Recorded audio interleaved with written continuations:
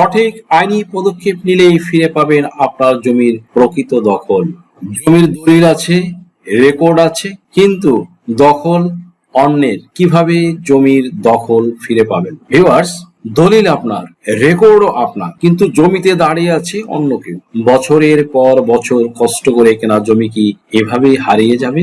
আইন জানলে এখনো জমির দখল ফিরে পাওয়া সম্ভব। ভিউয়ার্স, বোঝার জন্য ছোট্ট একটি উদাহরণ দিচ্ছি। রহিম সাহেবের নামে বৈধ দলিল ও রেকর্ড ছিল, কিন্তু প্রতিবেশী তার জমি দখল করে ঘর তুলে ফেলে। তিনি প্রথমে জমির কাগজপত্র যাচাই করে আইনগত নোটিশ দেন এবং পরে আদালতে মামলা করেন। কয়েক মাসের মধ্যেই আদালতের আদেশে তিনি জমির দখল ফিরে পান। সুপ্রিয় দর্শক মন্ডলী, ভিডিওর শেষে আপনারা পাবেন 3টি গোল্ডেন টিপস, তাই স্কিপ না করে ভিডিওটি সম্পূর্ণ দেখার জন্য রিকোয়েস্ট করছি। আরো রিকোয়েস্ট করছি, চ্যানেলে যারা নতুন, চ্যানেলটি লাইক, শেয়ার, কমেন্টস এবং সাবস্ক্রাইব করে পাশে থাকা বেল বাটনটি প্রেস করে দিন, যাতে পরবর্তী ভিডিওর নোটিফিকেশনটি খুব সহজেই পেয়ে যান। So let's get started.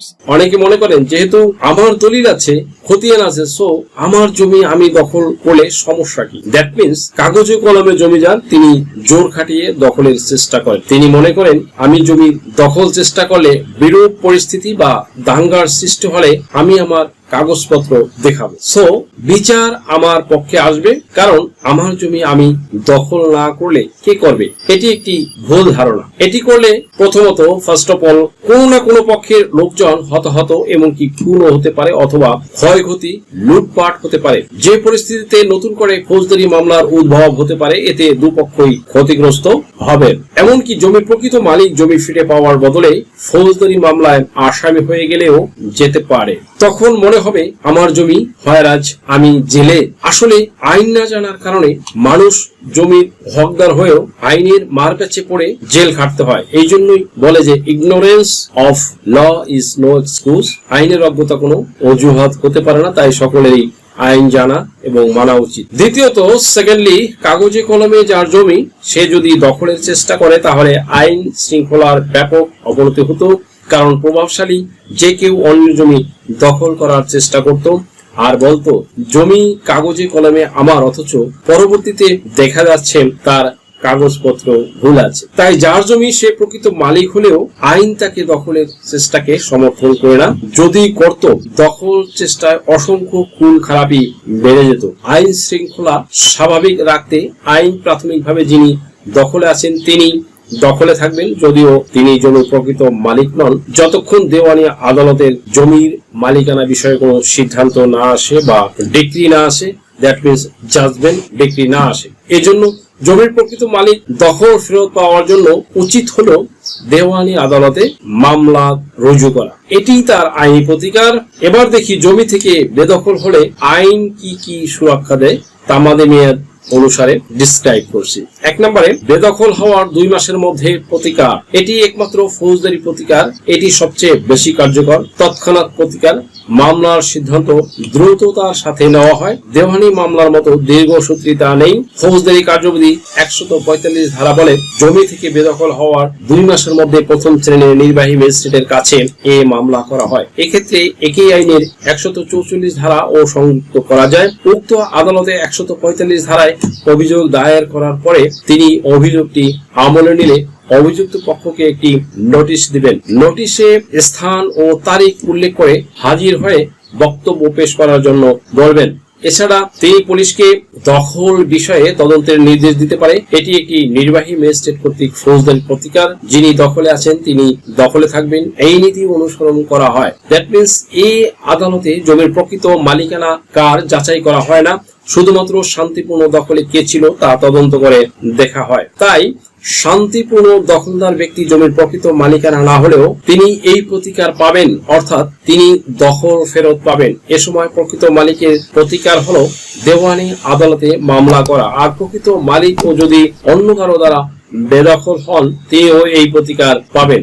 এটিতে মামলার খরচাপাতি দেওয়ানি মামলা থেকে অনেক কম এবং সময় সাশ্রয়। সুপ্রিয় দর্শক মন্ডলী, এরপরে 2 নম্বরে বেদখল হওয়া 6 মাসের মধ্যে প্রতিকার। বেদখল হওয়ার 2 মাস অতিক্রান্ত হয়ে গেলে এই পদক্ষেপ নেওয়া যায়। অবশ্য 6 মাসের মধ্যে এই পদক্ষেপ নিতে হবে। এটি একটি দেওয়ানি প্রতিকার। সুনির্দিষ্ট প্রতিকার আইনের 9 ধারা মোতাবেক এই প্রতিকার প্রদান করা হয়। এজন্য দেওয়ানি আদালতে দখল উচ্ছেদের মামলা করতে হবে। এই মামলায় 145 ধারার মতো মালিকানা কার যাচাই করা হয় না, শুধু প্রকৃত দখল কার ছিল সেটি প্রমাণ করা হয়। তাই মালিকানা বিষয়ক প্রমাণাদি এই মামলায় তেমন গুরুত্ব বহন করে না। যিনি প্রমাণ করতে পারবেন তিনি শান্তিপূর্ণ দখলে ছিলেন, অপর পক্ষে বেআইনি ভাবে অনুপ্রবেশ করে তাকে বেদখল করেছেন, তাকে আদালত দখল ফেরত পেতে প্রয়োজনীয় ব্যবস্থা নেবেন। এই মামলার খরচ দেওয়ানি আদালতের চেয়ে কম। দ্যাট মিনস মামলার মূল্যমানের উপরে অ্যাড ভ্যালুরাম কোর্ট ফি এর অর্ধেক।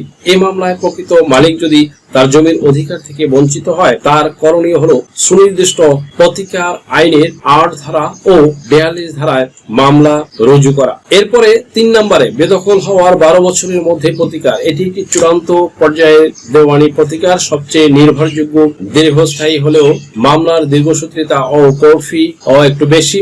সুনির্দিষ্ট প্রতিকার আইনের 8 ও 42 ধারা মোতাবেক সত্য ঘোষণামূলক দখল উদ্ধারের মামলা করা হয়। অবশ্যই এখতিয়ারাধীন দেওয়ানি আদালতে মামলা করতে হবে। এই মামলায় দখল কার সেটি বিবেচ্য নয়। বিবেচ্য বিষয় হলো মালিকানা যাচাই, যদিও মালিকানা প্রমাণ দখল একটি অনুষঙ্গ মাত্র। জমির দলিল, খতিয়ান, যাবতীয় কাগজপত্র যাচাই বাছাই সাপেক্ষে আদালত প্রকৃত মালিককে ঘোষণা করেন এবং তাকে দখল ফেরত দেওয়ার জন্য প্রয়োজনীয় ব্যবস্থা গ্রহণ করেন। মামলার মূল্যমানের উপরে অ্যাড ভ্যালুরাম কোর্ট ফি দিয়ে এই মামলা করতে হয়। সুপ্রিয় দর্শক মণ্ডলী, দেন হচ্ছে 4 নম্বর, বেদখল হওয়ার 12 বছর অতিক্রান্ত হয়ে গেলে প্রতিকার। বেদখল হওয়ার 12 বছর অতিক্রান্ত হয়ে আইনি প্রতিকার পাওয়া কষ্টকর হয়ে পড়ে। এই ক্ষেত্রে যদি 12 বছর অতিক্রান্ত হয়ে যায়, তামাদি আইনের 5 ধারায় তামাদি মার্জনা দরখাস্ত দাখিল করে আদালত উক্তরূপ মামলা করা যায়। সুপ্রিয় দর্শক মণ্ডলী, এরপরে আপনারা নতুন যেই ভূমি আইনটি, ভূমি অপরাধ প্রতিরোধ ও প্রতিকার আইন 2023 নামক যেই আইনটি সেটি পাশ হয়েছে, সেই আইনটির বিধিমালা অলরেডি জারি হয়ে গেছে। এই ইউনূস সরকার এই বিধিমালা জারি করেছে। এই আইনের মাধ্যমেও আপনি দখল পুনরুদ্ধারের মামলা দায়ের করে দ্রুত রেমেডি পেতে পারেন। আপনার জমি যদি অন্য দখল করে নেয় জোর জবরদস্তি করে, তাহলে আপনার সেই জমি যে জেলায় অবস্থিত সেই জেলার নির্বাহী ম্যাজিস্ট্রেট বরাবরে আপনি রুলস রেজুলেশন মেনে ডকুমেন্টস, যথোপযুক্ত ডকুমেন্টস সংযুক্ত করে অ্যাটাস্টেড করে আপনি নিজে বা আইনজীবীর মাধ্যমে আবেদন করলে নির্বাহী ম্যাজিস্ট্রেট 3 মাসের মধ্যে আপনার জমি দখল পুনরুদ্ধার করে দিবে। ভিউয়ার্স, ভিডিওর শুরুতে বলেছিলাম যে 2টি গোল্ডেন টিপস থাকবে। 1 নম্বরে জমির দলিল, খতিয়ান, নামজারি, খাজনার রসিদ সহ সব কাগজপত্র হালনাগাদ ও সঠিক রাখা। এগুলোই আপনার মালিকানার সবচেয়ে গুরুত্বপূর্ণ প্রমাণ।